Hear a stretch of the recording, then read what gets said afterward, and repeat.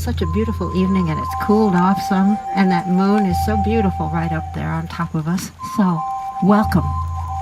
This labyrinth is called the Seven-Path Classical Labyrinth. Classical because it comes from ancient times. We don't know how old it is. Indigenous peoples all over the world have used this form of the labyrinth for their worship, for their connection with their deity, with God. It's very special to me for that. It is not like a maze. It is one circular path that leads to the center. There are no false turns like in a maze. If you stay on the path, you will get to the center. And the idea is it's a walking meditation. When you walk in the labyrinth, it's a good idea to be into your own self, your own plan for the moment, and walk the path till you get to the center. Spend a few moments in the center.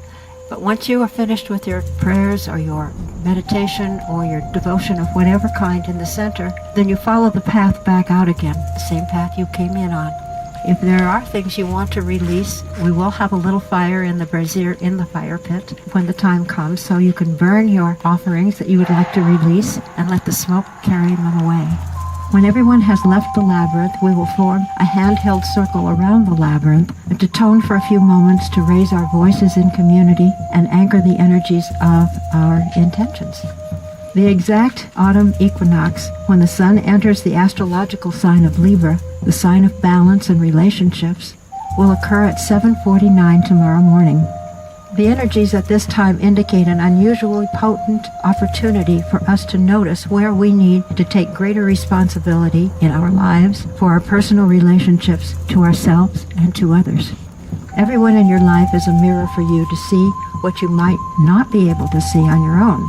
As we are in the potency of the equinox window, this is the time of coming into balance with our inner reality as it is reflected by our outer circumstances. The equinoxes are a seasonal time of balance and harmony, when the days and nights are equal in length and balance is created between the forces of dark and light. The time of year that we begin to transit into darkness, and the days get shorter as the nights get longer. During the equinox, the Earth's magnetic field is affected by the sun's alignment with the equator. Twice each year, at the equinoxes, the sun rises and sets exactly over the equator, tracking exactly due east and due west, no matter where you are on the planet. So, when the sun set this evening a little bit ago, it was setting due west. As certain astrological events occur, there are messages that can assist us in navigating our way through the current events. When we are open to listening to the messages, they can guide us into even greater change. The waxing crescent moon is in the area of Antares, one of the 4 royal stars in the heavens, and the light codes coming in from Antares are beamed to us through the moon. The moon in Antares is amplifying and transmitting the light codes from this star, reminding us that love is the answer to every question and every problem. More and more, the shadow is coming to light, and as it is brought into our awareness, it quite often looks and feels messy and chaotic. This messiness tends to upset us. However, it is needed to bring about the revolutionary changes that promote evolutionary growth. Being willing to embrace the messy, uncomfortable feelings helps us to accelerate these changes, thus establishing new patterns.